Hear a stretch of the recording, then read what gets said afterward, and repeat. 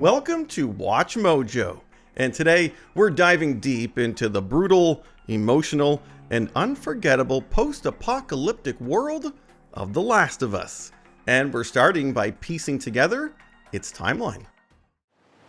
I wasn't alone. My best friend was there. And she got bit too. The Last of Us released in 2013 and almost immediately began earning praise. Players loved the morally gray journey of Joel and Ellie. While the world had been ravaged by the game's terrifying infected, the purpose of the story was in its title. Naughty Dog and Sony expertly explored the lengths to which people will go to protect those they love, as well as what horrors they'd commit against their fellow man to survive. Oh God, just take the girl and leave, okay? But how did we get here? Both games in the series use environmental storytelling and exposition to chart the descent of humanity in the 20 years before they take place. Welcome to Watch Mojo, and this is The Last of Us Timeline Explained. We won't get another shot at this. Hey, we're smuggling her? There's a crew of Fireflies that'll meet you at the Capitol building. Before we begin, it's important to note that The Last of Us TV adaptation features a different timeline than the games. While the show's events begin in 2003, the first entry starts in the same year it released, 2013. It opens on September 26th, the day that would forever be known as Outbreak Day. This was when the Cordyceps brain infection, or CBI, reached critical mass. The origins of the mutated fungus aren't explicitly stated. What we know is that it made its way from South America through infected crops, though Mexico and Central America were also warned against by the FDA. Regardless, by the time the game opens, hospital admittance has raised by 300% in Texas alone. In the early hours of September 27th, the US military tried to contain the spread with disastrous results for many.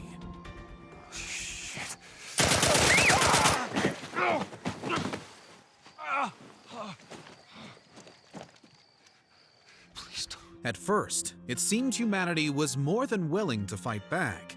Major cities were turned into quarantine zones by the Federal Disaster Response Agency, or FEDRA, which also authorized rescue missions to smaller, more secluded areas. In one such area, close to the Seattle QZ, they came across a woman who had kept her entire community alive while others around them fell.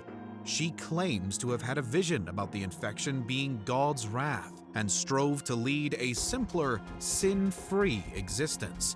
Her followers would later refer to her as the Prophet and themselves the Seraphites. However, they were far from the only group to form in response to their current situation. May her light guide us through the storm. When you're lost in the darkness, look for the light. What's that? Something my dad used to say. Not long after the Prophet's community was discovered, FEDRA ceased issuing search and rescue missions. Only a few months into 2014, and 60% of the world's population was either dead or infected. Even worse, it issued martial law and turned every quarantine zone into a police state. The Fireflies were founded in opposition to this, fighting to overthrow FEDRA, restore the original government, and find a cure for CBI. Well, then I'm staying. Ellie, we won't get another shot at this. Hey, we're smuggling her? There's a crew of Fireflies that'll meet you at the Capitol building. That's not exactly close. You're capable. You hand her off, come back, the weapons are yours. Double what Robert sold. While we don't know who the group's founders were, Marlene is shown to be the strong-willed leader during the events of the games. The Fireflies would consistently cause trouble over the years to come, giving ordinary people the strength to overtake quarantine zones like those in Pittsburgh and Salt Lake City.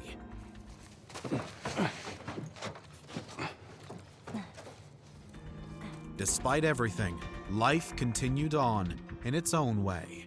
Two vital characters to the series, Ellie Williams and Abby Anderson, were born in the late 2010s. As Ellie's mother died shortly after, she was given to Marlene for safekeeping. But the Firefly lifestyle is a dangerous one, and so with no other choice, Ellie was given to Fedra. Let her go. You're recruiting kind of young, aren't you? She's not one of mine. During the first years of Ellie's life, another important group was formed. Just as they had in many other quarantine zones, Fedra ruled over Seattle with little to no mercy. With no Fireflies to rely on, Jason and Emma Patterson founded the Washington Liberation Front in the mid-2020s, along with Isaac Dixon. No. It has to be all of them. Sir, we'd try attacking their island. Not like this. Not with everyone. There's a big storm a few days out. We're gonna use it to mask our approach. However, they had no plans for restoring the old world and simply wanted Fedra out of their lives. Branded as terrorists, the Pattersons were eventually killed, resulting in a major conflict between the two factions that saw the WLF eventually victorious. Unfortunately, that wouldn't be its last. The WLF, or Wolves, would turn Seattle into an impressive community, but not without violent conflicts with the Seraphites, which lasted for years. Never been this busy here. Something's going down. We better find Isaac. Other than these big groups and organizations, regular people found different ways of getting by outside the QZs. Unfortunately, the majority of them still chose violence over compassion. We've seen those known as hunters, who trap and rob unsuspecting travelers of their gear before killing them. What's wrong with these guys? Catch your breath. We're leaving. Okay. Watch out! Stay down! The Seconds game introduced Rattlers, a group that kidnapped people and used them for slave labor. Some desperate survivors would even turn to cannibalism. Not every community was founded with evil intentions, though. Some, like Tommy and Maria's commune in Jackson, Wyoming, were simply born out of a desire to live peacefully. Ah, look who decided to join us. Yeah. One for you. And one for you. While war waged between the WLF and Seraphites on one coast, Ellie grew up restlessly on the other. Her time attending Fedra schools was lonely, save for her friendship with Riley Abel, a fellow student with dreams of joining the Fireflies. Through a misadventure with her, Ellie would finally meet Marlene, Queen Firefly herself. And through a second, more tragic misadventure, she'd find out she was the one human alive immune to CBI. For what? We're gonna turn into one of those things. There are a million ways we should have died before today. And a million ways we can die before tomorrow. But we fight for every second we get to spend with each other. Whether it's 2 minutes or 2 days, we don't give that up. Ellie's immunization realization is the last major event before the central story takes place. With Fedra's militaristic response, the people of The Last of Us were primed not to trust anyone outside their community. This mistrust continued and grew stronger, creating a perfect cocktail for the last of humanity to turn on each other quicker than the vicious infected. By piecing together the history of its world, we can see how the state and outcome of the games were inevitable. It's 3 weeks old. No, everyone turns within 2 days, so you stop bullshitting. It's 3 weeks. I swear. Why would she set you up? All right, gamers, get ready because this next one's for you. That's because we're highlighting all the Easter eggs that hardcore fans geeked out over the most. You want a pet her? Yeah, what's your name? Shimmer. Shimmer. Welcome to WatchMojo, and today we're counting down our picks for the top 10 Easter eggs in The Last of Us Season 1 that only gamers got. Her name is Ellie. For this list, we're looking at the best references and callbacks to the source material that immediately stuck out to fans who played through the story. If you haven't seen the show or played the games, beware of spoilers ahead. What was your favorite Last of Us gaming Easter egg? Number 10. A Rabbit's End and the Dawn of the Wolf. So, is it everything you hoped for? It's got its ups and downs. Gamers braced themselves in episode 8 because they knew Ellie heard a cute rabbit at the same point in the story. But to their surprise, the animal got away free on the show because she tripped. Players who were happy the creators left that part out were likely equally happy to see a reference to the Dawn of the Wolf Part 2. I saw this right before the outbreak. You did? Does he totally gut her by the end?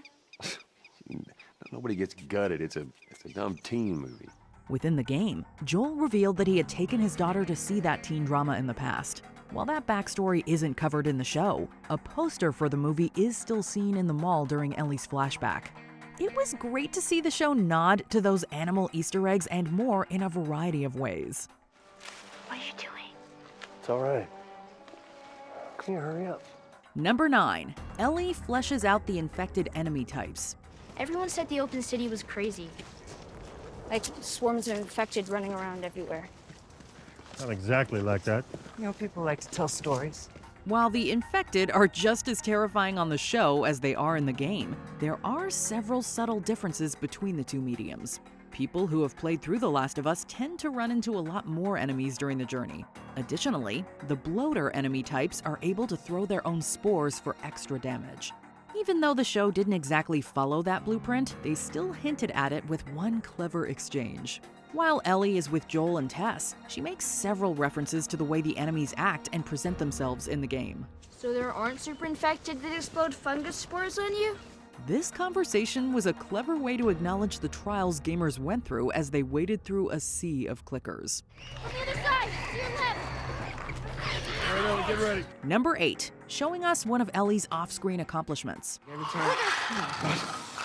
Hey, this thing isn't budging, man. Just go, get out of here. During the period of the game where Joel and Ellie are traveling with Henry and Sam, the two lead characters get separated when a bunch of infected show up. Fortunately, they reunite shortly after without much of an issue. Ellie even boasts about the fact that she took down a couple of infected off-screen. When I was with Henry, I took out a couple of infected by myself. You'd be proud. Yeah. Instead of having her just talk about her fighting skills, the show went the extra mile and showed us. When Henry and Sam are traveling with the main heroes, a bunch of infected swarm the group. Ellie saves the brotherly duo from danger by taking down 2 enemies. Turning the gaming dialogue into an actual scene was a great way to show how capable she truly is. Number 7, Monkey Trouble. Are those monkeys? Must be from the old labs. Look at them go. The primates that Joel and Ellie run into on the show are relatively chill. However, gamers may have seen them in a completely different light. In the source material, you run into a few monkeys along your journey. But you also uncover an audio log that details what happened when a scientist had an encounter with an infected primate. Oh no. She bit me. Oh my god. Anyone who played the game was likely relieved that the monkeys didn't get too close to our heroes. Clickers, harsh weather, and sinister humans are all big problems already. The last thing our heroes need to worry about in the apocalypse are monkeys with bad intentions. I'm not a threat. If I am, then I guess you can kill me. Number 6, an accurate Mortal Kombat fatality. You ready? Yeah. It's been awesome to see the Mortal Kombat franchise get so many shoutouts in the TV series. Ellie had a poster in her room that we were extremely jealous of. And when she found a broken Mortal Kombat arcade cabinet, she was disappointed that she couldn't test her might. There's this one character named Melina who takes off her mask and she has monster teeth and then she swallows you whole and barfs out your bones. But the best reference to the franchise fittingly came in the episode where she does get to fight. After losing the first round, Ellie figures out how to win a match against Riley with Baraka. As an added bonus, she gets to execute a fatality. Okay, now what do we do? What do we do? Back, forward, down, forward, low punch.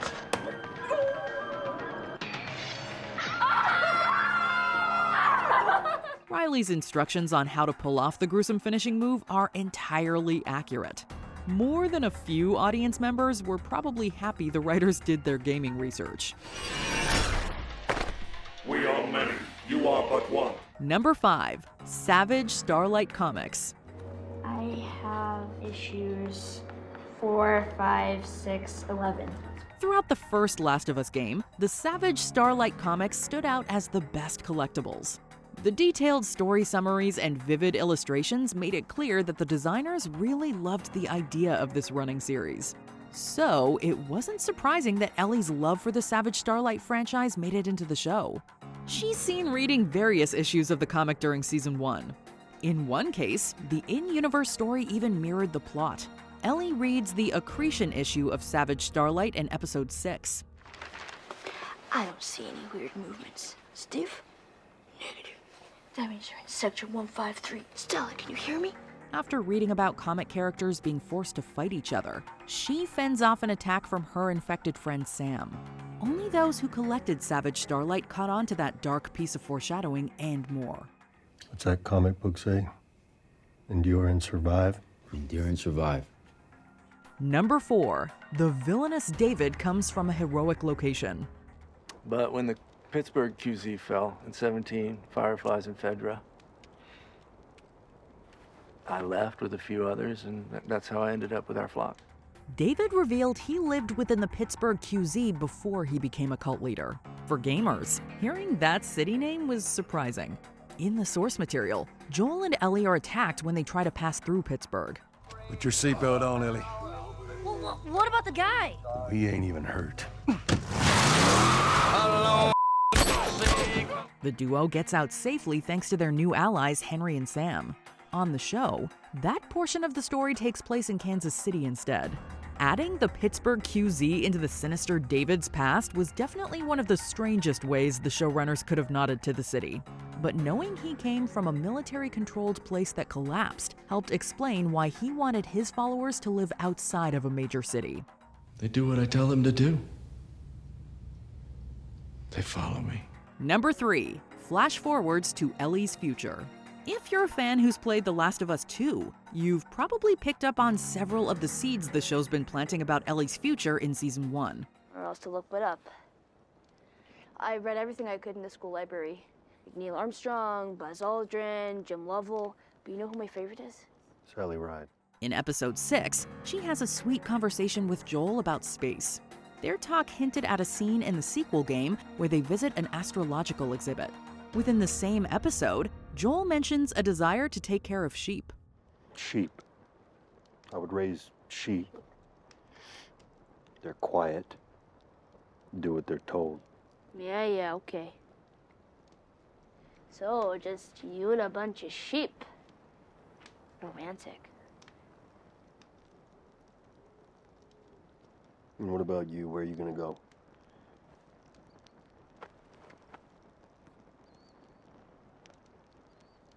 It's probably because I grew up in the QZ. Behind you, there's ocean, and ahead of you, there's a wall. Or else to look it up. The Last of Us 2 notably showed that Ellie takes care of the same kind of animals in the future. Speaking of farm residents, the survivor forms a tight bond with a horse named Shimmer in the sequel. The show confirmed that it would follow that plot point by introducing the animal in Episode 6. No way. That's our newest one. Couple months old. You want to pet her? Yeah, what's her name? Shimmer. Shimmer. So beautiful. Well, I'm sure they'd like a shower, some new clothes. We can put them in the empty house across the street from us. Yeah, it's a decent place. Pretty much untouched since '03, but I just got the heat going in it. Could do worse. Oh, trust me, we have been. We've been doing fine. Number 2. Ish's survivor story. I heard about places like this. People went underground after Outbreak Day. A quick shot of a drawing in the series served as a big reference to a lengthy survivor story. The illustration Joel stops to look at in the sewers features people named Danny and Ish. As it turns out, the latter person has a lot in common with Pedro Pascal's lead. Both Ish and Joel got used to surviving a certain way in a harsh world. However, everything changed when they met a child who could use protection. I don't know what you're waiting on, man. The answer's easy. I am the bad guy because I did a bad guy thing.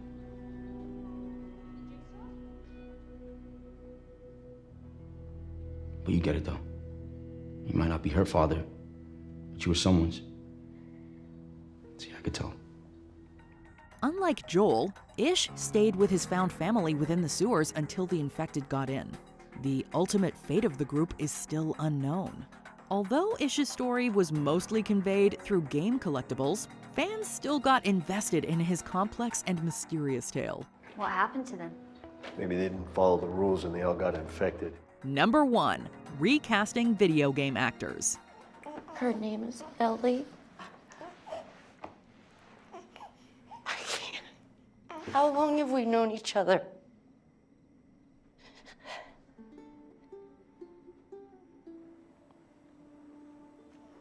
Our whole lives. So you pick her up right now, and then you kill me. Although the show decided to cast new performers to play Joel and Ellie, their original voice actors still appeared in the series. After bringing the gruff lead man to life in the games, Troy Baker played a sinister survivor in episode 7. Ashley Johnson also went from voicing Ellie to playing the character's mother on the show. Outside of that duo, Jeffrey Pierce portrayed a new character named Perry years after he voiced Joel's brother Tommy in the games. But you only need to look at actress Merle Dandridge for the most obvious game-to-show casting. My name is Marlene. I'm the leader of the Fireflies in the Boston QZ. Why would terrorists dump me with Fedra? Because it's where you'd be safest, and you were safe there until you decided to sneak out. And terrorist? Was Riley a terrorist? She played Marlene in both mediums. Thanks to great casting, gamers got to see a few performers demonstrate their talent in and out of live action. Hey, what I do have is you. And I know what you're both capable of. For better or worse. What are they capable of? You get her there safely, and they'll give you what you need. Not just a battery, the whole thing. Fueled up truck, guns, supplies, all of it. I swear. I swear. From character tweaks to major plot changes, here now is a breakdown of the biggest differences between the Last of Us game and TV show. You think the whole world revolves around him? That he's worth everything? Welcome to WatchMojo, and today we're counting down our picks for the top 10 differences between the Last of Us game and the show. Heard the Fireflies are based out west somewhere. We're gonna join up with them. Something funny? For this list, we're looking at the biggest changes HBO made when adapting this beloved PlayStation title. If you haven't seen the show and played the games, beware of huge spoilers ahead. Know of any other big differences we missed? And how do you feel about the show overall? Number 10. Joel's journey is more personal. On the show, Joel wants to go on a cross-country journey after he loses contact with his sibling. I need the battery, Tess. Truck's no good without one, and if I don't get to Tommy soon, he's gonna die out there. He needs a car battery so he can reach his lost brother. After a survivor named Robert fails to deliver the battery, Joel and his ally Tess make a deal to transport Ellie in exchange for a new one. Things aren't quite as wholesome in the source material. In the game, Joel and Tess agree to take Ellie if the Fireflies give them the guns that Robert promised them. You hand her off, come back, the weapons are yours. Double what Robert sold me. Tommy only comes in when he becomes the best chance they have of finding out where Ellie needs to go. By contrast, the show makes it clear that Tommy is much more important to Joel. So now he's on his own out there, and I gotta go get him. Number 9. The timeline and cause of the Cordyceps outbreak. So the tainted food all hits the store shelves around the same time Thursday. People bought it, ate some Thursday night or Friday morning. Day goes on. They started to get sick. One of the biggest differences between the TV series and game comes almost immediately after the show begins. We learn that the Cordyceps outbreak occurred in 2003.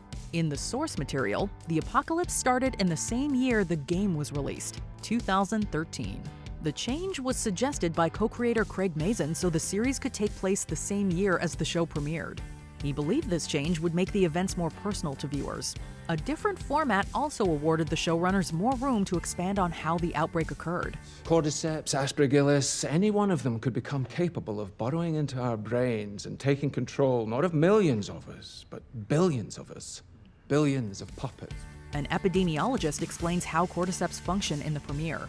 The second episode also moved the outbreak's main point of origin from somewhere vaguely in South America to Jakarta, Indonesia. Jadi kapan ini terjadinya, Pak? Kurang lebih 30 jam yang lalu, Bu. Di mana? Di pabrik tepung dan gabah di barat kota. Number 8, the empty mall. Citizens are required to carry their ID card at all times. There were a number of minor changes made between the digital Left Behind story expansion and its namesake episode on the series. While Ellie was remembering her past in the game, she also had to combat enemies in the present. The reason why she isn't fighting leads to the biggest change to this section of the story. In the game, Ellie searches an empty mall for any medical supplies while Joel is injured. Please be in here, please be in here.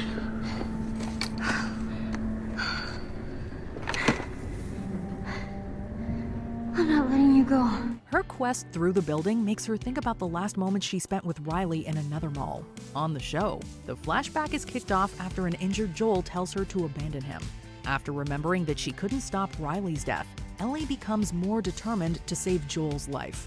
Okay, look at me. There are men coming, okay? I'm gonna lead them away from you. Number 7, where Joel finds Tommy. In episode 6, Joel finally made it to Tommy. And honestly, things couldn't be going better. Tommy revealed that he lives in a successful commune and is married to a woman named Maria. To top it all off, he also has a baby on the way. Be honest, I'm scared to death. But I don't know. I feel like I'd be a good dad. This brotherly reunion plays out differently in the game. While Tommy is still married to Maria, she isn't pregnant. Joel also met up with his sibling within the nice commune on the show. You draw power from a dam. Got that working a couple years ago. But in the game, he finds his brother near a hydroelectric dam working to restore electricity. What the hell are you doing here? I thought I'd find you in Jackson. We're trying to bring the plant back to life. We had it working before, but one of the turbines went south. In fact, players had to wait until part 2 to see the inside of the community that Tommy was working so hard for. Number 6, when Joel and Ellie are captured by the Fireflies. That's a 3 out of 10. 7 minimum. I'll give it a 5. 5 out of 10.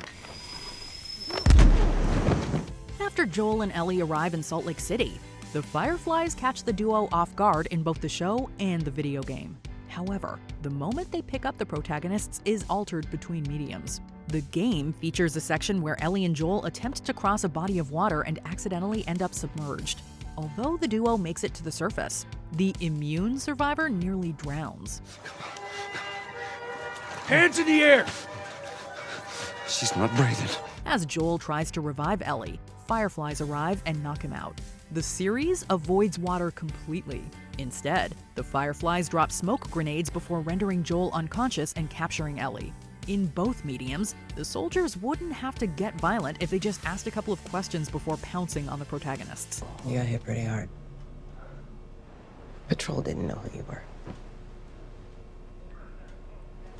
Where's Ellie? She wasn't hurt. Not even a scratch. Number 5, Tess's death.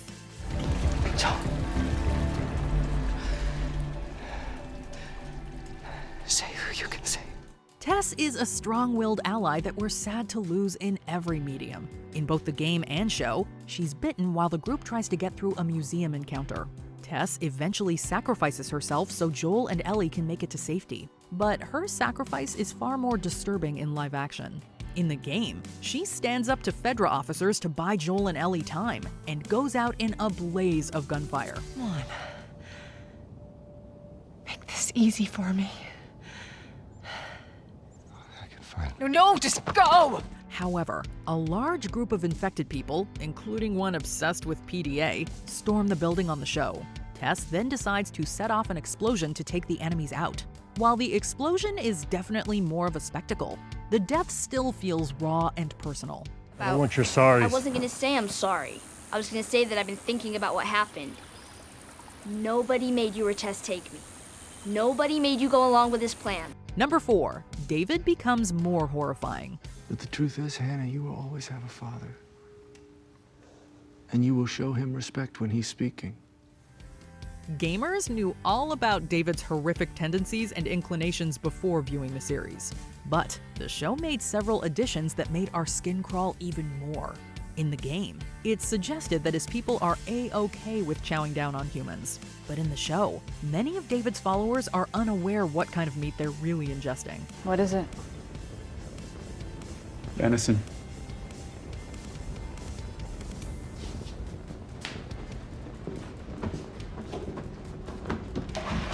We also get the backstory that he's a former math teacher who turned into a preacher after the world ended. Based on the disturbing things David said to Ellie and what he tries to do to her, he took jobs that allowed him to get closer to potential victims. Who knew that this villain could get even sicker than he already was? No one likes being humiliated, Ellie. You don't know how good I am! You don't know what I could have given you!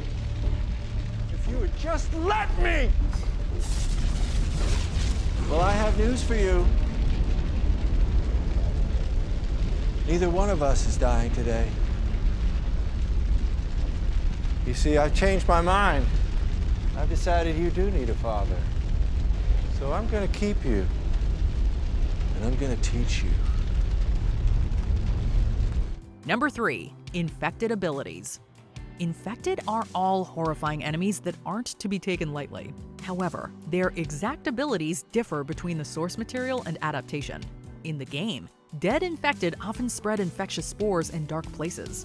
This means everyone except Ellie must wear a gas mask in these locations to avoid turning into one. How the hell are you breathing in this stuff? I wasn't lying to you. While there are no spores on the show, the live-action infected gained a new hive mind-like feature. You step on a patch of Cordyceps in one place, and you can wake a dozen infected from somewhere else. Now they know where you are, now they come. You're not immune from being ripped apart. You understand? It's important. I'm trying to keep you alive.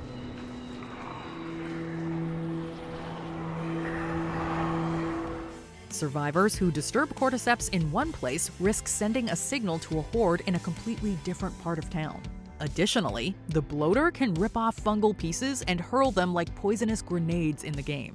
But the show version only showcased its intimidating strength. Run!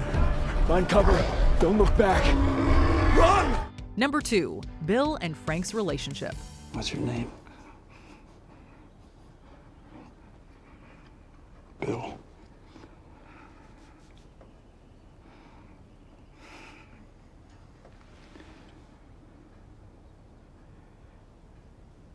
Go take a shower, Bill.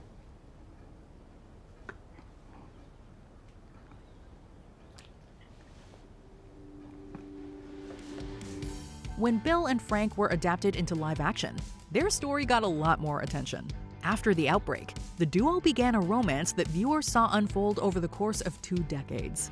Their relationship concludes after Frank's body was racked by illness. When he decides his life is at an end, his partner makes sure they both leave the world together. But from an objective point of view, it's incredibly romantic.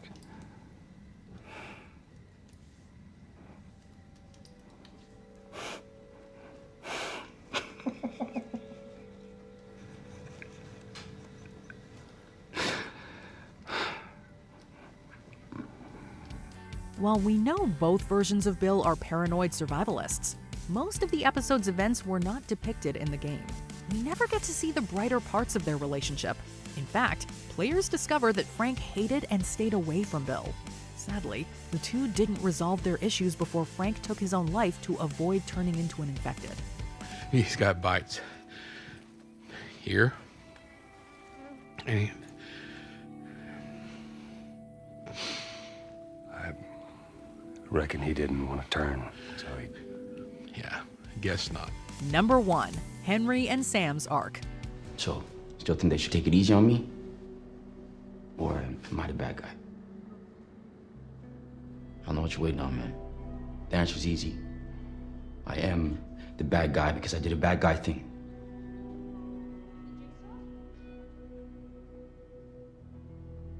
But you get it, though. You might not be her father, but you were someone's. Although the outcome was more or less the same, the showrunners made big changes to Sam and Henry's chapter. For one, Sam isn't deaf in the game. The series also staged the events in Kansas City instead of Pittsburgh. Additionally, Kathleen doesn't exist in the game. Her presence was the most game-changing part of the story. And if you've come to tell me that Michael wouldn't want me to hurt Henry, that he would want me to forgive, I know that too. He told me. The last time I saw him alive, in jail, he told me to forgive. In the game, Henry and Sam plan to join up with Fireflies.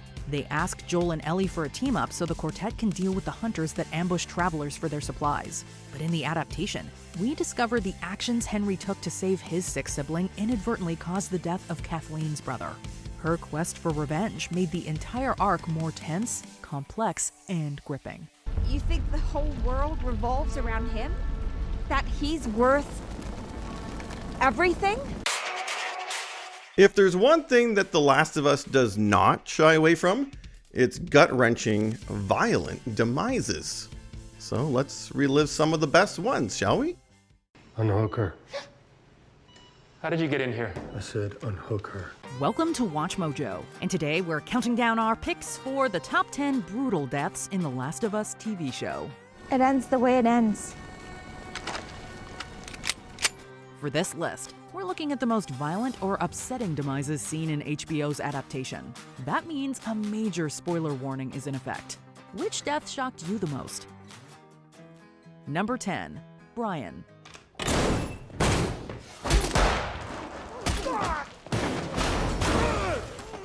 This character is a case of the show building upon what happens in the source material. During the game's Pittsburgh chapter, Ellie must save Joel by shooting the man attacking him. While it's a headshot in the game, things don't go so smoothly in the show. After the duo is ambushed in Kansas City, it seems like this moment is about to play out.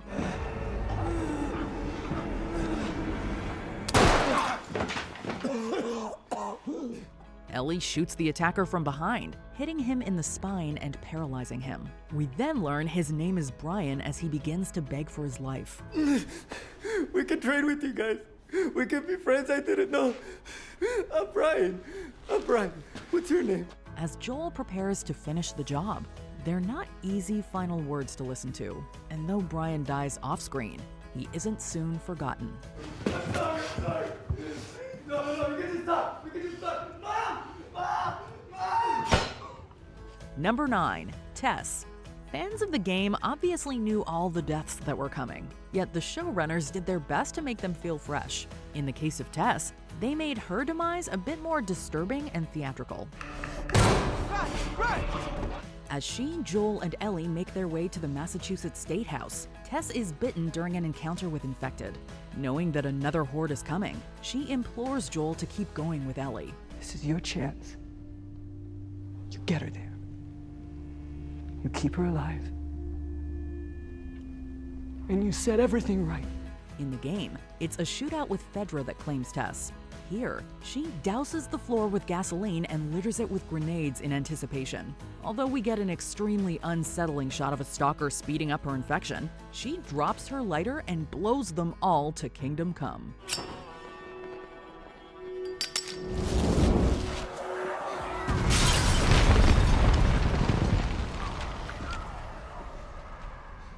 Number 8, Alec. Although this raider never gets to speak on screen, his death has far-reaching consequences. Out the back. After leaving Tommy's commune in episode 6, Joel and Ellie journey to the University of Eastern Colorado in search of the Fireflies. They learn where to look next, but are interrupted when raiders arrive. Joel!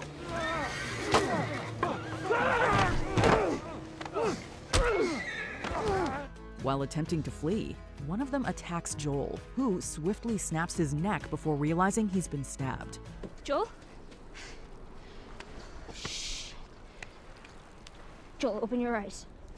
Open your eyes. Joel, you gotta get up. Joel's possible demise is a gut punch cliffhanger for viewers and poor Ellie. This death is also what leads David and his cannibals to hunt the pair in episode 8. Not only that, but it's implied Alec's body is used to feed an unknowing community, including his wife and child. What is it? Venison. That is all kinds of wrong. Number 7, Anna. Ellie's mother is long gone by the time The Last of Us game takes place, but HBO gave us a flashback to show her final moments, and they're about as heartbreaking as you might think.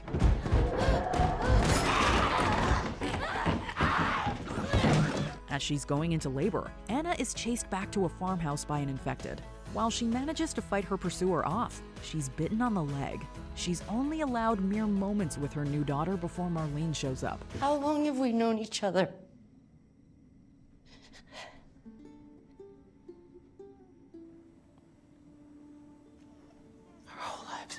The doomed mother entrusts Ellie to her friend before asking the unthinkable.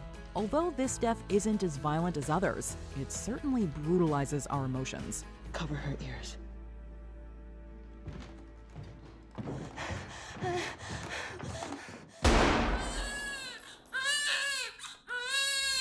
Knowing she's played by Ashley Johnson, Ellie's actor from the games, makes this scene all the sadder. Number 6, Perry. Jeffrey Pierce, who played Tommy in The Last of Us game, joined HBO's cast to play an entirely new character. Who told you I was here? Your mom. Why are you talking to my mom? We didn't know where you were.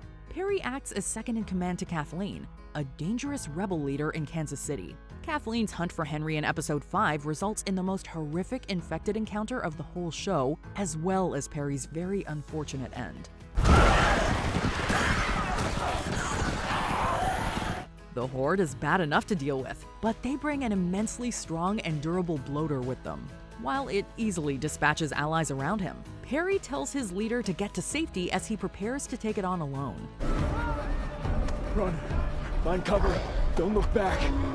Run! Honorable, sure, but very foolish. The bloater rips Perry's head off as soon as it touches him. Number 5, Kathleen. Well, just because she's told to find safety doesn't mean she does. He told me to forgive.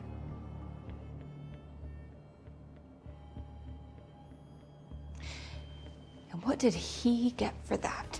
Kathleen acts as a major villain during the 4th and 5th episodes. She relentlessly hunts Henry for ratting out her brother to Fedra, which led to his death. Her vengeance blinds her to everything, even the prospect of an infected horde underneath her city. When do we tell the others? Not yet. Let's just handle what we have to handle. We can deal with this after. Kathleen. After. The conflict comes to a boil during episode 5's climax, and the bloater isn't the only intriguing enemy around. We see a little girl clicker use her unnerving flexibility to chase Ellie, and it's her who rescues our heroes in the end.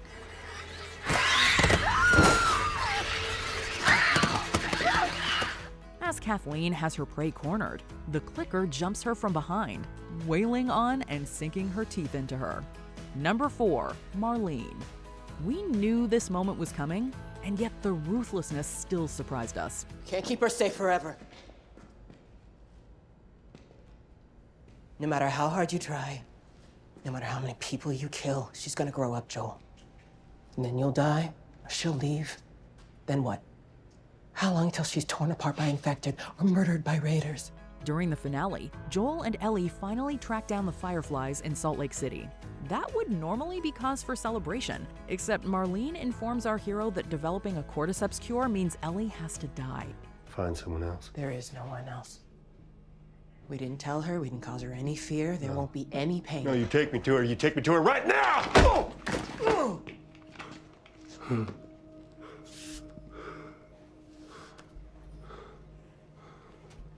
Please, you don't understand. I do. I was there when she was born, Joel. I promised her mother that I would save her child. I promised. So I do understand. I'm the only one who understands. Not willing to lose a second daughter, Joel mercilessly murders his way through the makeshift militia, including a very important doctor. When Marlene tries to reason with him, he puts a bullet in her stomach and another in her head while she begs for her life.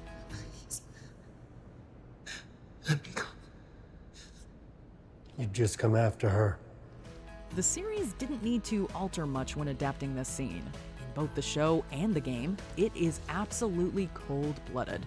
Number 3, Henry and Sam. Episode 5 is a doozy, to be sure.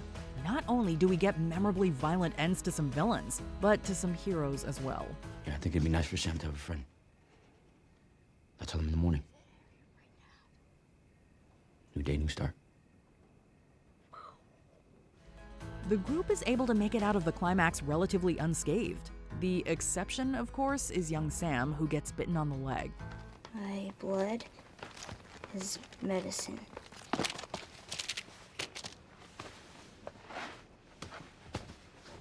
While this death scene plays out more or less the same in both mediums, the show adds some upsetting details. Sam being deaf in the show adds an extra dose of empathy, as does Ellie's attempt to save him by giving him some of her blood.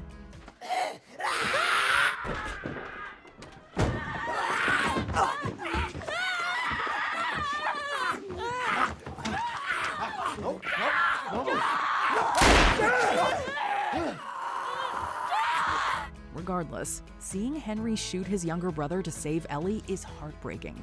But when he takes his own life, that's true despair.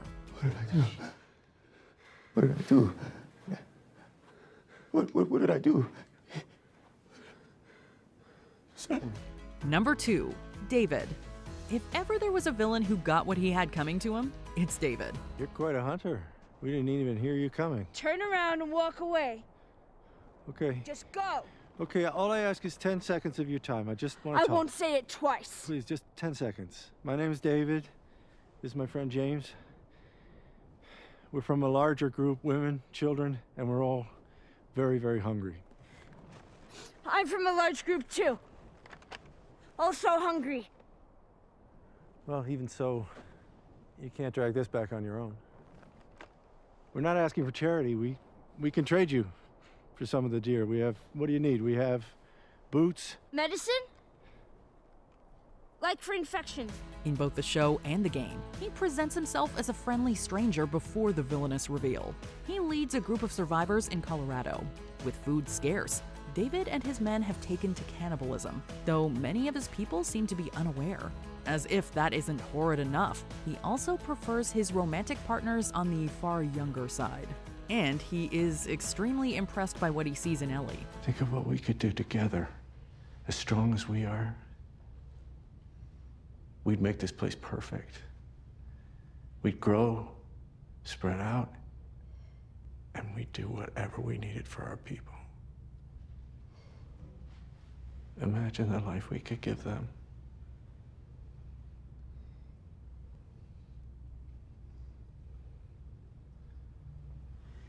Imagine the life we could build.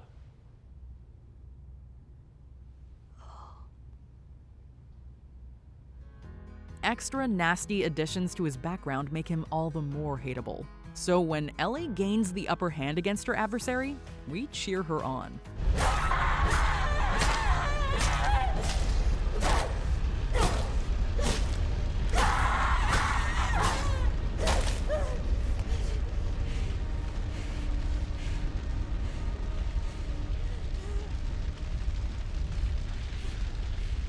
Number 1, Sarah. Don't move. My daughter's hurt. Her ankle. Stop right there.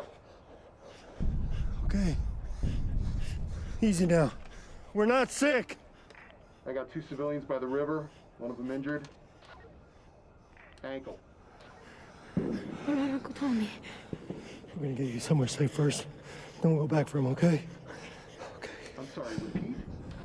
Hey, no one told you to move. Yes, sir. Yes, sir. As is the case with the game, it's hard to top the brutality of the opening death. The first episode details more of Joel and Sarah's day than we get in the game, greatly building upon their relationship. Fixed it for you.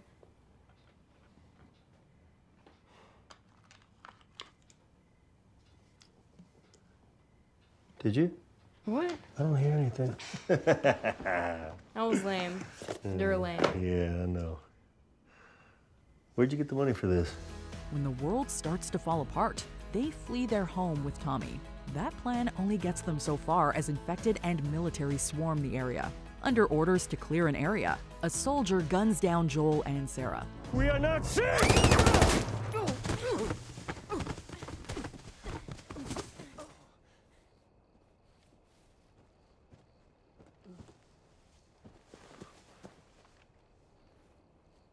I'm sorry. Please stop. While Tommy saves his brother, nothing can be done for Sarah. Joe. Come on, baby girl. Come on, baby girl. I gotta get you up. Come on. Come on, get up. Come on, baby girl. Come on.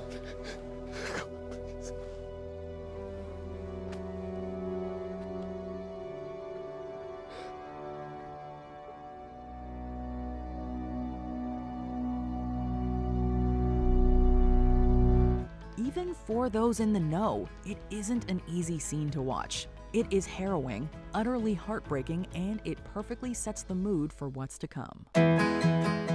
A show like The Last of Us needs powerhouse performances, and I think it's safe to say that the cast has delivered. Let's take a look at who's behind these now iconic characters. I think I'm gonna love you. Welcome to Watch Mojo, and today we're breaking down the cast of HBO's The Last of Us. You step on a patch of cordyceps in one place, and you can wake a dozen infected from somewhere else. Now they know where you are, now they come. For this list, we'll be looking at the most prominent players in this video game adaptation and where you may have seen them before. Are you enjoying HBO's retelling? And were you familiar with the games beforehand? Number 10, Melanie Lynskey. It has to stop now, you mean? Now that you're in the cell. But before, people dying was okay. This New Zealander plays Kathleen, a dangerous revolution leader and one of a handful of characters original to the show. But chances are good you've seen her on your TV screens before. One of her biggest roles was as Rose, Charlie's friendly stalker on 2.5 Men, one of the most successful sitcoms of all time. Hi, Charlie. Rose, what the hell are you doing here?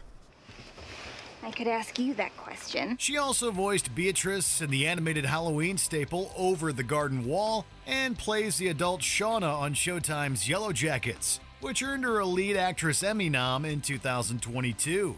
I moved on, and I genuinely hope that they were able to do the same. On the film side, she's mostly starred in indie fare like 2017's I Don't Feel at Home in This World Anymore, and played supporting roles in big movies like 2021's Don't Look Up.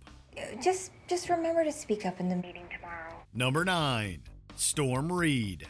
After making her film debut in the Oscar-winning 12 Years a Slave, Storm Reed has never slowed down.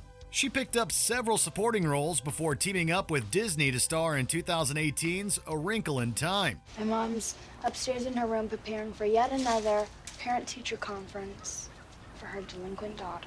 Unfortunately, it was neither a financial success nor a critical one, though that had nothing to do with Reed's performance. Since then, she's peppered her filmography with critically acclaimed releases. She played Sydney in the excellent Invisible Man reboot, Bloodsport's daughter Tyla in The Suicide Squad, and starred in 2023's Missing. In The Last of Us, she plays Riley Abel, a crucial figure in Ellie's past. However, this isn't her first HBO show. You can see her on Euphoria as Rue's younger sister, Gia.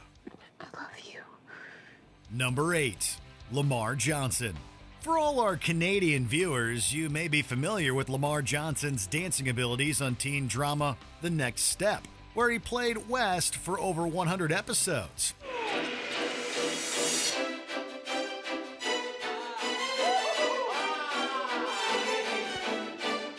In fact, teen drama has made up his biggest roles. In the 2018 adaptation of The Hate U Give, he played Star's older half-brother, Seven.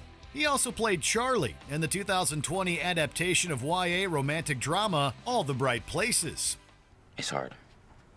You know? He's not easy. And everybody who gets close to him gets burned out. In between those features, he briefly appeared in 2019's Dark Phoenix, though its immensely poor reception didn't do much to help with recognition. In the HBO series, Johnson plays Henry, who allies himself with Joel and Ellie in order to protect his younger brother Sam, played by newcomer Kayvon Woodard. Number 7. Anna Torv. While some characters in The Last of Us don't appear until much later in the story, Tess is an early ally to players, and a strong-willed one at that. These aren't new. No. I was in federal lockup all day. In the show, Joel's complicated love interest is played by the Australian-born Anna Torv. Torv is best known for playing lead character Olivia Dunham on Fox's sci-fi series Fringe, which earned her several Saturn Awards. What is happening to me? She also played the lead in the Australian political thriller series Secret City and starred on Netflix's Mindhunter as Dr. Wendy Carr. Tess isn't even the first video game character she's played. Before breaking through with Fringe, Torv voiced Noriko in both the Heavenly Sword game and its animated adaptation. Why have you taken me now? Number 6. Scott Shepherd. David is the leader of a group of survivors and doesn't appear until the game's third act, playing a major role leading up to the climax. In The Last of Us TV show, Scott Shepherd takes on the role. After getting started with the NYC-based theater company, the Wooster Group, Shepherd began picking up small roles in film. His breakthrough came when Steven Spielberg cast him in 2015's Bridge of Spies. I understand attorney-client privilege. I understand all the legal gamesmanship, and I understand that's how you make a living. But I'm talking to you about something else. He followed it up with 2016's The Young Pope for HBO, where he played Cardinal Duselier. He has yet to play the leading man, playing supportive roles in El Camino and Dark Phoenix. John. Wasn't me. Following The Last of Us, he'll appear in another work from an Oscar-winning filmmaker, Martin Scorsese's Killers of the Flower Moon. Dude's got a tarantula. Number 5. Nick Offerman. The Illinois-born Nick Offerman has been acting since the mid-90s, but it wasn't until his breakthrough role as Ron Swanson on Parks and Recreation that most people began to take notice. Crying, acceptable at funerals and the Grand Canyon. The role brought the actor many opportunities. He's done voice work such as Metalbeard in the Lego Movie franchise and hosted the competition series Making It with Parks co-star Amy Poehler, which earned him 2 Emmy noms. You guys look awesome. Cannot believe you did this in 2 hours. Now let's bring our judges, Simon and Dana, in to stroke your alter egos. He also voices Beef Tobin on Fox's animated sitcom The Great North and has played supportive parts in major comedies like 21 Jump Street. As the paranoid survivalist Bill, Offerman takes on a role unlike anything else he's done. Along with Murray Bartlett as Bill's partner, Frank, it's earned him critical acclaim. We don't have friends, Frank. We will never have friends because there are no friends to be had. Number 4. Merle Dandridge. While Troy Baker, Ashley Johnson, and Jeffrey Pierce also appear in the series, Merle Dandridge is the only one to reprise her original role from The Last of Us game. As Marlene, leader of the Fireflies, Dandridge effortlessly steps back into the character that sets Joel and Ellie on their journey. We are in a war against a military dictatorship to restore democracy and freedom. Does that sound about right? Yes? Players have likely heard her voice before as Alex Vance in Half-Life 2 and its expansions. She also earned a Best Performer BAFTA as Kate Collins in the adventure game Everybody's Gone to the Rapture, and briefly reteamed with Last of Us creator Naughty Dog for Uncharted 4. I'm sure you've noticed. I'm a collector of sorts. That's sort of an understatement. So, Mom was like your translator? On TV, she's played the lead in the Oprah Winfrey Network drama Greenleaf and currently appears in ABC's Firehouse drama Station 19. You really want that allegation on your record at this time?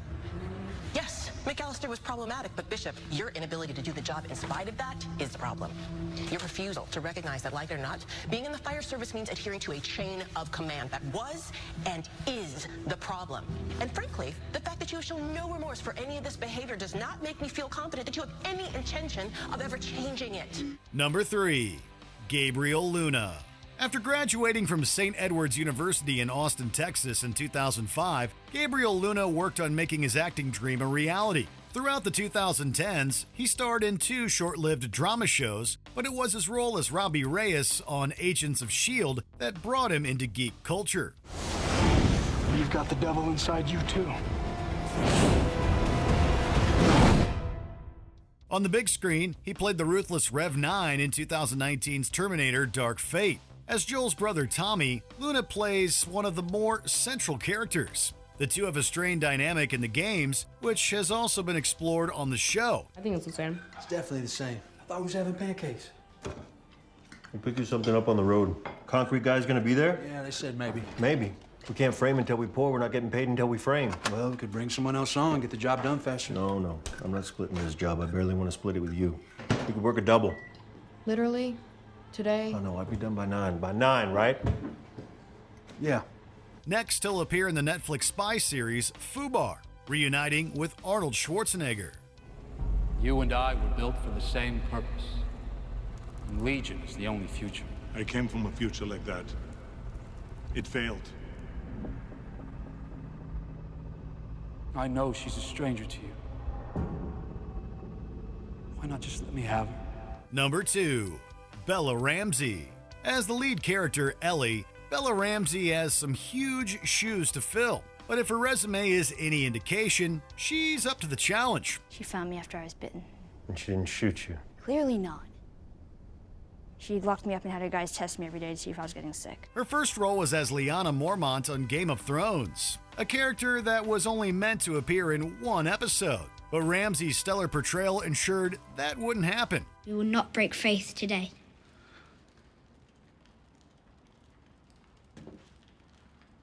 Thank you, my lady. How many fighting men can we expect?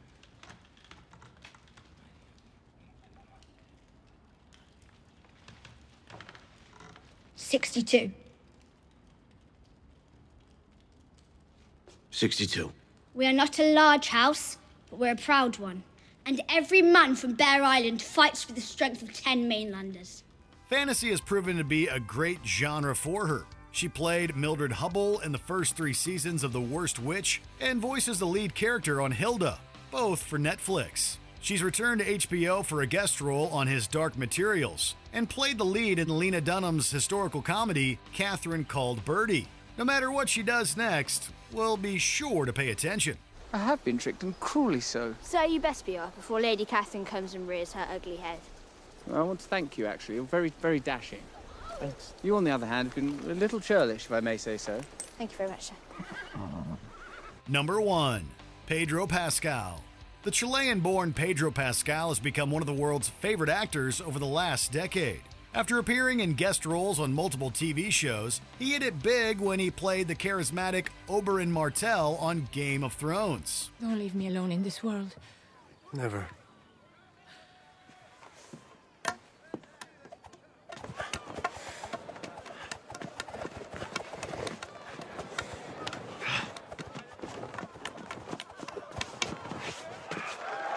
This opened him up to starring roles like Netflix's Narcos and The Mandalorian, one of the better received pieces of Star Wars media in recent memory. You have suffered damage to your central processing unit.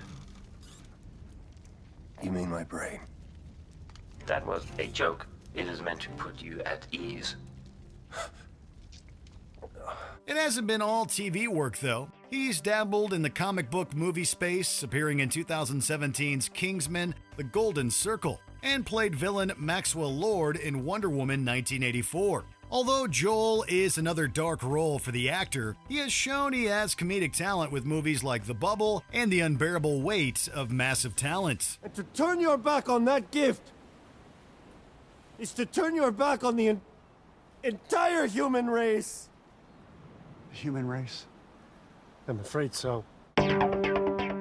We're going to end things today with a look at some behind-the-scenes secrets from the series. Enjoy. How'd you get that scar on your head? What, is it something lame? Like you fell down the stairs or something? Welcome to Watch Mojo, and today we're looking at the Last of Us cast behind-the-scenes secrets revealed. So there aren't super infected that explode fungus spores on you? Shit, I hope not. Or ones with split open heads that see in the dark like bats? For this list, we'll be looking at some of the most interesting tidbits that went into the making of this already hit HBO show on the acting side of things. And these are just some of the things we know so far. If you haven't seen the first 3 episodes yet, beware of fungus-like spoilers. Do you know of any other juicy behind-the-scenes deets? Pedro Pascal signed on a day after reading the script. My daughter's hurt. Her ankle. Stop right there. Okay. Easy now. We're not sick. Fans have already made comparisons to another show where Pedro Pascal plays a grizzled badass who has to protect an endearing youngster. So it's no wonder why he'd be drawn to the script. So who's Bill and Frank? The radio's a smuggling code, right? 60s song, they don't have anything new. 70s, they got new stuff. What's 80s? Joking aside, Pascal clearly saw the potential for the show from the get-go, agreeing to play Joel within a day of reading a script. In an interview with BuzzFeed, creator Neil Druckmann admitted to the creative team having eyed Pascal for a while, recognizing the nuance needed to play a haunted yet stoic survivor in the actor. Druckmann further elaborated, lauding Pascal for creating, quote, compelling moments of humanity that you see slowly emerge. Is it hard? Like knowing they were people once? Sometimes. Other Ellie candidates. While the search for a Joel ostensibly wasn't too difficult, Ellie was a different story. State your name, slowly. Veronica. Same as yesterday. And the day before. And the day before. And the... Hey, people are gonna come looking for me. People from Fedra, you hear me? Back before it was a TV show, The Last of Us was potentially being developed as a movie, going back as far as 2014. Naturally, they looked at a lot of young actors who eventually aged out of the roles. Finally, a girl is no one. A girl is Arya Stark of Winterfell. And I'm going home. Before they settled on Bella Ramsey, Druckmann had a chat with Ramsey's Game of Thrones co-star Maisie Williams. Another name Druckmann mentioned in an interview with The Hollywood Reporter was that of Booksmart star Kaitlyn Dever. Name one person whose life was so much better because they broke a couple of rules. Picasso. He broke art rules. Name a person who broke a real rule. Rosa Parks. Name another one. Susan B. Anthony. God damn it. As much as those two actors could have brought something interesting to the role, we can't see anyone but Ramsey as Ellie. Speaking of which, hundreds of Ellie auditions. Finding an actor to so effectively play a 14-year-old in such extraordinary circumstances is no easy task, so it's not surprising that the producers had hundreds of girls audition for the part. What is interesting, however, is how easy it was to cast Ellie once Bella Ramsey's tape came in. How you feeling? The same. Is it gonna happen?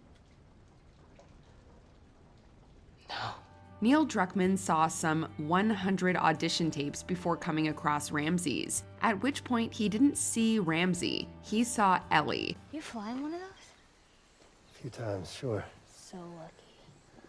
Didn't feel like it at the time. Get shoved into a middle seat, pay $12 for a sandwich. Dude, you got to go up in the sky. By no means are Pedro Pascal and Bella Ramsey one-to-one comparisons of their characters' video game counterparts, so it's heartening to know that they fit the parts in every way that counts. Druckmann was even as bold to say, quote, "We just found Ellie in the real world and happened to put her in the show." I'm guessing you found this, Joel, because anyone else would have been electrocuted or blown up by one of my traps. A familiar Marlene. We are in a war against a military dictatorship to restore democracy and freedom. Does that sound about right? Yes. Are we winning? Are we beating Fedra here? Are the Fireflies beating Fedra anywhere? Rebellion takes time. If you fight for 20 years and you get nowhere, you're not a rebellion. Just spray paint. The show, for the most part, has done pretty well finding actors who either physically or characteristically resemble the characters for the game, but they really couldn't do any better than Merle Dandridge as Marlene, probably because Dandridge played Marlene in the game too. I need something smuggled out of the city. You do that, I'll give you your guns back, and then some. Indeed, Dandridge is the only actor to reprise their role from the game here, and she works as well in the part as she did 10 years prior. Obviously, playing Marlene this time around was a whole other experience for Dandridge, who actually got to interact with the world directly rather than act on a motion capture stage. We were gonna move Ellie out of the zone tonight, but we won't make it anywhere like this, not for a while anyway. So now I'm thinking, you're gonna do it. Circumstances and environments may change, but hey, when it works, it works. Nick Offerman and Murray Bartlett's casting timeline. Here's the thing, Frank. If I feed you, then every bum you talk to about it is gonna show up here looking for a free lunch. And this is not an Arby's. Well, Arby's didn't have free lunch, it was a restaurant. Already, Long Time is being called one of the best TV episodes of the year, as Bill and Frank's hauntingly beautiful apocalyptic love story has moved fans to tears. Oh, it should be furious. But from an objective point of view, it's incredibly romantic. Nick Offerman and Murray Bartlett have such good chemistry that it's surprising producers didn't know this ahead of time with a screen test prior to casting. Indeed, Bartlett was cast a couple of months before Offerman, who replaced Chernobyl actor Con O'Neill due to scheduling conflicts. I got this offer a few days after finishing season 1 of The White Lotus. That couldn't have been a more perfectly dangled carrot. Funnily, Offerman admitted in an interview with TV Line to just having finished watching The White Lotus season 1 before being cast, for which Bartlett won an Emmy. However, Frank and Armand couldn't be more different. I'm obsessed with you. I want to get you naked. What do I gotta do? Bella Ramsey and Pedro Pascal were told not to play the game. Okay, from this point forward, we are silent. Not quiet. Silent. No question. Some actors find delving into a source material can provide a helpful roadmap when adapting a character. Others like to go in entirely fresh and find their own groove. This second method is what producers advised Bella Ramsey and Pedro Pascal to do. But did they listen? Mostly not. You ever play this one? I had a friend who knew everything about this game. There's this one character named Melina who takes off her mask and she has monster teeth and then she swallows you whole and barfs out your bones. To Ramsey's credit, she wasn't lying when she said she didn't play the game in preparation, but she did admit in an interview with USA Today to watching gameplay on YouTube. Pascal, on the other hand, completely ignored their advice. In an interview with Wired, he said he was, quote, very, very bad at it. But he did say his nephew was fantastic at it, so there's that. Don't fall asleep. Of course I won't. It's too riveting. Movement Boot Camp. Often overlooked in a show with such stellar production designs and character development is those of the stunt actors, specifically those playing the infected.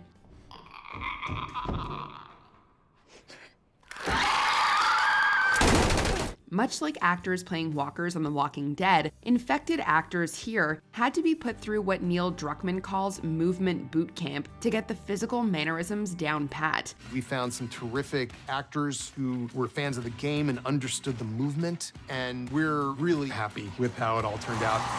We can't imagine the preciseness and discipline that goes into something like that, especially with the amount of fungus prosthetics that are covering their faces. But looking at the finished product, it's obvious that the filmmakers found a dedicated crop of physical actors to bring the infected to such chilling light.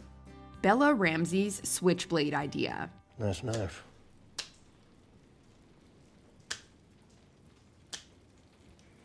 Where'd you learn to do that? The circus. Filming was clearly a very collaborative and engaging process for those involved, if only evidenced by this scene. When we catch up with Joel, Tess, and Ellie in the second episode, we see the latter dozing with a switchblade in her hand. Morning. According to Neil Druckmann, this little prop inclusion was thought up on set by Bella Ramsey herself. She conjectured that this being Ellie's first night with her new traveling companions, there's no way she wouldn't be sleeping with some protection just in case, especially since the adults just found out she was technically infected the night before. No, I'm not sick. No! I'm not sick. No! I'm not sick. Look. This is 3 weeks old. Nobody lasts more than a day. Ellie has a myriad of reasons to want protection, but it's small character details like this that really speak to how the actors are fleshing them out. If she so much as twitches. Don't.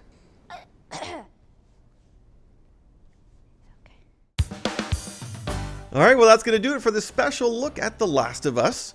So go on, grab your backpack, keep an eye out for clickers, and I'll see you next time.